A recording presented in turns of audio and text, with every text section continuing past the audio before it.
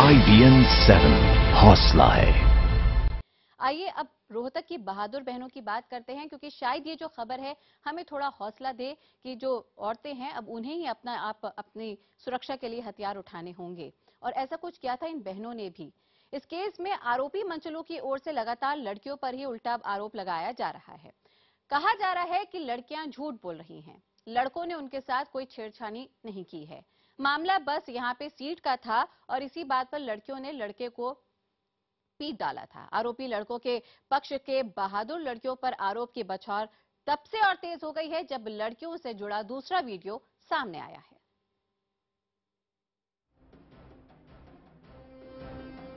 इन तस्वीरों ने देश भर की लड़कियों को नया हौसला दिया। हौसला छेड़खानी से परेशान न होने का, मंचलों का मुकाबला करने का, उन्हें सबक सिखाने का।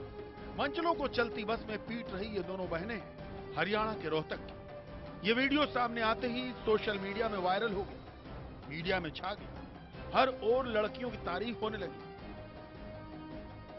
बहादुर लड़कियों ने जो काम किया, इसके लिए हम इनको 26 जनवरी को बहादुरी का जो पुरस्कार होगा वो देंगे। मैंने भी टीवी पे देखा, जो बैठे थे एक आध बेल्ट उनके भी मार दी होती ताकि उनकी कॉन्शियस थोड़ी हिलती। आरोपी लड़के पकड़े गए। हालांकि बहादुर लड़कियों के घर वालों ने आरोप लगाया कि छेड़खानी करने वाले लड़कों के परिवार वाले और गांव वाले उन पर केस बंद करने और सुलह समझौते का दबाव बना रहे हैं। जो पंचायत ने भी हमारे पे दबाव डलवा के फैसला दिया था, वो फैसले भी कायम नहीं है। और हमारे पर ये और कहा तुम्हारे से जो करना कर लो, तुम्हारी बेइज्जती होगी। हमारी क्यों बेइज्जती होगी? हमने क्या किया है? इसके अगले रोज आरोपी लड़कों के परिवार वालों ने गांव में पंचायत की और लड़कियों के तमाम आरोपों को नकार दिया। कहा गया कि लड़कियों के साथ छेड़छाड़ हुई ही नहीं और इसके खिलाफ वो जिला मजिस्ट्रेट के दफ्तर गए। इसके अगले रोज यानी मंगलवार को रोहतक की बहादुर बहनों का एक और वीडियो सामने और देखते ही देखते वायरल हो गया। इस वीडियो में भी दोनों बहनें एक पार्क में लड़के को पीटती हुई दिख रही हैं।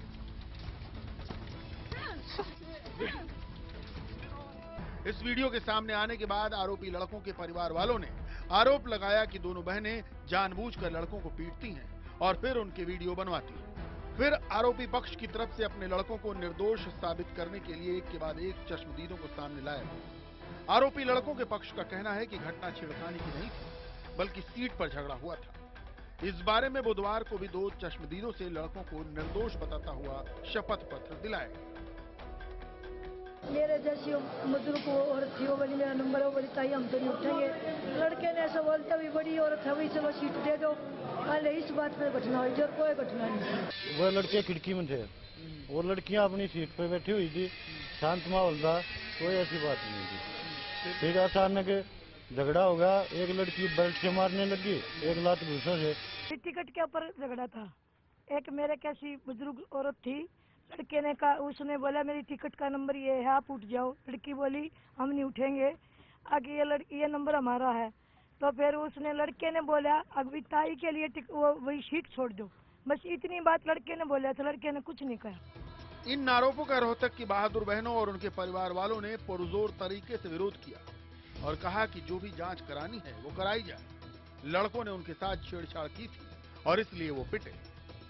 ये देश की जनता ने क्वेश्चन नहीं किया, ये आरोपी पक्ष ने किया और वीडियो भी उन्होंने ही दिया। मैं तो उनकी बहुत बहुत थैंकफुल हूँ जो उन्होंने हमारी वीडियो दी।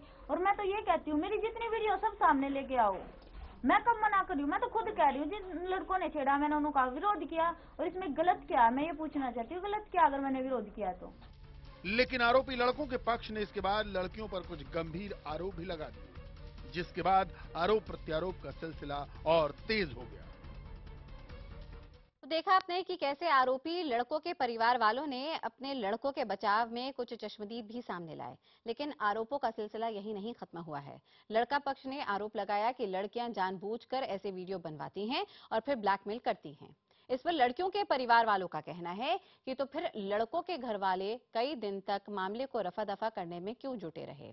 यही नहीं, इस मसले पर हरियाणा सरकार पहले तो लड़कियों के साथ पूरी मजबूती से खड़ी नजर आती है, लेकिन आरोपों का दौर यहाँ पे देखते हुए अब यहाँ पे सरकार ने हालांकि इस बात की जरूर तस्दीक कर दी है कि ये तमाम आरोप जो दूसरा वीडियो आया है उसके बाद झूठे हैं और अभी भी वो लड़कियों के साथ हैं। सवाल कई हैं और आरोप प्रत्यारोप का दौर भी जारी है। आरोपी लड़कों की तरफ से आई सफाई, लड़कों ने नहीं की कोई छेड़छाड़, मामला सिर्फ सीट के झगड़े का था। अपने समर्थन में ले आए वो कई चश्मदीद, लेकिन आरोपी लड़कों के पक्ष ने इसके बाद लड़कियों के चरित्र पर ही सवाल खड़े कर दिए। लड़कों के घरवाले और गांव वाले दोनों बहादुर बहनों को ब्लैकमेलर साबित करने लगे। उन्होंने मांग की कि वीडियो की जांच की जाए।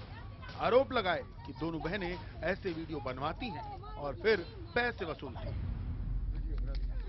छेड़खानी का तो कोई मतलब ही नहीं था। सीट के लेकर ऊपर झगड़ा हुआ था। जो इन्होंने कहानी बनाई है वो छेड़खानी की जो बिल्कुल गलत है। थाने में आपने फैसला मंजूर किया कि हम कंप्रोमाइज करेंगे, आप हमें स्कूटी दो और हमें पैसे दो, ये बात हुई थी, इसलिए हमने जो कंप्रोमाइज करने के लिए हाँ किया था। इन आरोपों का लड़कियों के घर वालों ने तीखा जवाब दिया। सवाल खड़े किए गए कि अगर लड़कों ने लड़कियों के साथ छेड़छाड़ नहीं की थी तो वो फिर छुपते क्यों रहे? क्यों लड़कों के घर वालों और पंचायत ने लड़कियों के घर वालों से सुलह की बात की? कि जो आज 3 साल की लड़की के साथ रेप हुआ, 2 बार खबर आई है, क्या उस बेटी ने भी कुछ किया था, वीडियो बनवाई थी, या उस बेटी का भी कोई लालच था? हमने किसी को ये नहीं कहा है हमारे को सम्मान दो। मैं ये कहना चाहूंगी, क्या गरीब की बेटियों को इतना ही हक है कि उन्हें लड़के छेड़ते रहे और छिड़वाती रहे? क्या वो आगे आएंगी तो उन पे यही इल्जाम लगेंगे? लड़कियों का कहना है कि दूसरा वीडियो करीब 1.5 महीने पुराना है और सही है। पार्क में जिस लड़के को पीटते हुए वो दिख रही हैं, वो दरअसल उन्हें छेड़ रहा था और उन्होंने उसे सबक सिखाया। लड़कियों ने कहा कि जब जब कोई उनसे छेड़छाड़ करेगा वो ऐसे ही जवाब देगा। हमारे साथ जितनी बार छेड़छाड़ हुई है ना, उनमें से विरोध किया गया और जिनको हम जानते हैं ना, उनके खिलाफ हमने स्पेशल केस किया है। वहीं हरियाणा सरकार बहादुर लड़कियों के साथ खड़ी है। बुधवार को दोनों बहादुर बहनों को हरियाणा राज्य महिला आयोग और राज्य महिला कल्याण मंत्रालय की तरफ से सम्मानित किया गया। लड़कियों को जितनी बार भी छेड़खानी करेंगे उतनी बार ही लड़के पिटेंगे, इसमें कोई दो राय नहीं है। और मैं इस बात से सहमत हूं, जो पूजा और आरती ने बयान दिया था कि हमें जितनी बार छेड़ा गया हमने उतनी बार पीटा भी। प्रत्यक्ष ये है कि इन बच्चियों ने अपना बड़ा बोल्डनेस से अपनी जान का सामना करा है और एक एक लेसन दिया है सभी लड़कियों को। फिलहाल ये लड़ाई जारी है, आरोप प्रत्यारोप का दौर जारी है। लड़कियां साफ कह रही हैं कि वो दबेंगी नहीं। जब जब उनके साथ कोई लड़का छेड़खानी करने की कोशिश करेगा वो उसे ऐसे ही पीटेंगे। तो आरोपी लड़कों का परिवार उल्टा लड़कियों पर ही आरोप लगा रहा है, उन्हें ही दोषी बता रहा है।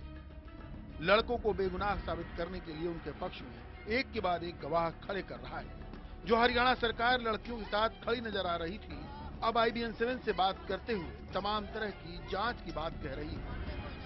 और इसका आश्वासन भी प्रशासन की तरफ से और पुलिस की तरफ से भी मैं देना चाहूंगा कि जो भी हमारी इन्वेस्टिगेशन इस मैटर में होगी बिल्कुल फ्री और ट्रांसपेरेंट होगी।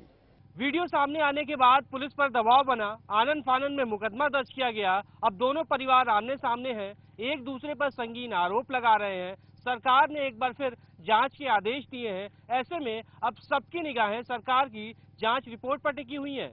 कैमरा पर्सन दिनेश नागर के साथ ब्रिजेश तिवारी, आसनगांव, रोहतक, IBN 7।